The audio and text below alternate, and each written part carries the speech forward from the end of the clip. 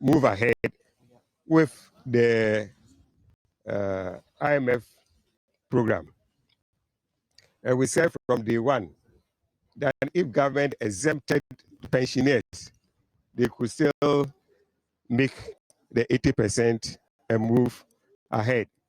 So the idea that if pensioners didn't come under the program would not succeed and Ghana would suffer was not the correct position of the situation. We believe if we're not in, we could still get the 80% and move ahead. So now we have gotten the 80% and we can move ahead with the IMF program. The minister has given assurances that those who didn't tender in their bonds will be paid their coupons and principal when due. That is already an assurance that the issuer has given from day one when the issuer was issuing the bonds. No issuer issue bonds and do not promise that I will not pay. Every issuer who issues bonds, that's the first promise under the bond, that I will pay you the coupon and the principal when due. So the minister is just restating the old promise that that the issuer has already given to the bondholders. If that promise was not there, nobody will ever give you his or her money. Because how can I give you money when you are not going to pay? So that promise is the original promise that the minister is giving. So that is fine that you again give this assurance. I liken it to somebody who is marrying and has given the marriage vow. If every year you want to go and renew your marriage vow, yes, the vow is already there. Whether you renew it or you don't renew it, the vow is there. So if you are going to renew it, you can renew it. But your old vow is there. So the vow or the promise to pay interest and principal is already there from the one that these bonds were issued. Now you come to the exemption that we are looking for. And let me take this opportunity to explain the difference between what we are in now. Now, as the minister said in the statement, he used the word self-exempt, if you have self-exempted yourself. So he's assuring the self-exempted people that they will also be treated like other people. You want to be like the other people, not like the self-exempt people. And if you say like the other people, he's referring to who?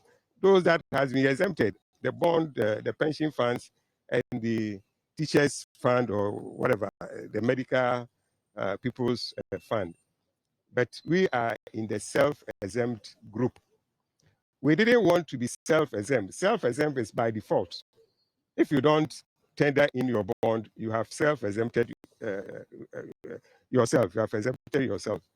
If you tender your bond, you have joined the program. We wanted an exemption so that we don't be part of the self-exempt people by default.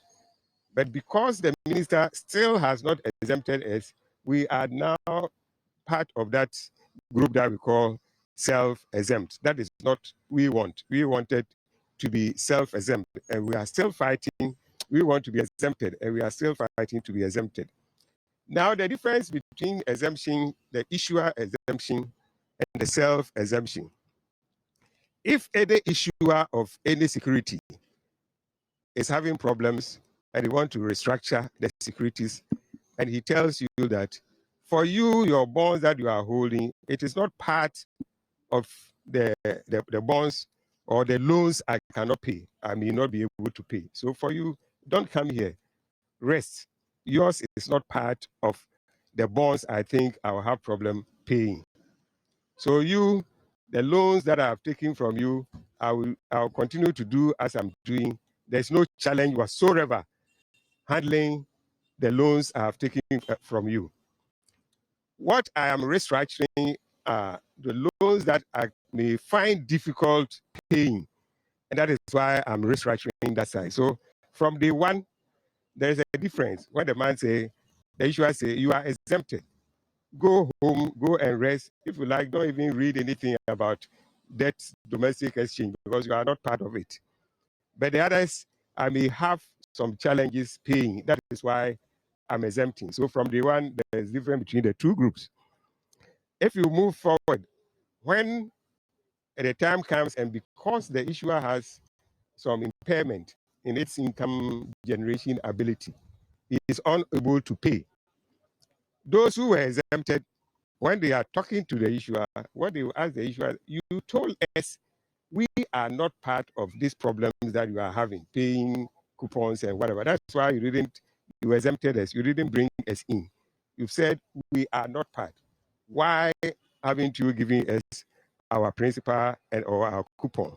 The issuer will just have to be begging, please, yes, I'm having problems. I'm trying to get you money as soon as possible. Those who have been self-exempted, those who have exempted themselves, if they go, the issuer still has the obligation to pay them. The issuer has still the obligation to pay both the issuer exempted holders and the self-exempted holders. So that obligation is still there. But these people, when they go, the issuer will say, well, I haven't gotten the money for you yet. I told you it's likely I'll have some problems. So wait, I'm trying to get money to pay you. And that is why I say that your bond, I will term it as I told you so bond. The issuer will say, yes, I told you so, that I may not be able to pay. So that is why I wanted you to exchange it for the new one. And you didn't agree. So wait, I'm trying to get money to pay you. So you move to what I would term I told you so bond. So still here you see the difference between the two, the exempted guys and the people who exempted themselves. Then the third level that you can see a clear difference is that when the issuer is able to generate income, but not sufficient enough to cover both the people he has exempted and the people who exempted themselves. The issuer at that time, if I ask you as a pressman and I want somebody to answer this question, the issuer, for example, we are two. I have given the issuer 1 million and my brother has given the issuer another 1 million. The issuer, exempted me from the program. He said, don't come here. Go and sleep. As for you, I don't have any problem at all dealing with the funds you have given me. It is your brother that I may have challenges. That's why I wanted your brother to come under. And my brother didn't go under. Now the issuer has only 1 million. He must give me 1 million, and you must give my brother who exempted himself 1 million. But the issuer now has only 1 million to give. Whom do you think the issuer will give that 1 million? The one the issuer has exempted. Good. So in case the issuer doesn't have enough money to go around, the people the issuer has exempted will be the first people to receive the little that the issuer has. And the rest, you will receive it, but you will wait for the issuer to generate another income before he pay you your coupons. So there's a difference between when the issuer has exempted you and when you have exempted yourself. We pensioners want to be exempted so that we are on a better ground than when we self-exempt ourselves.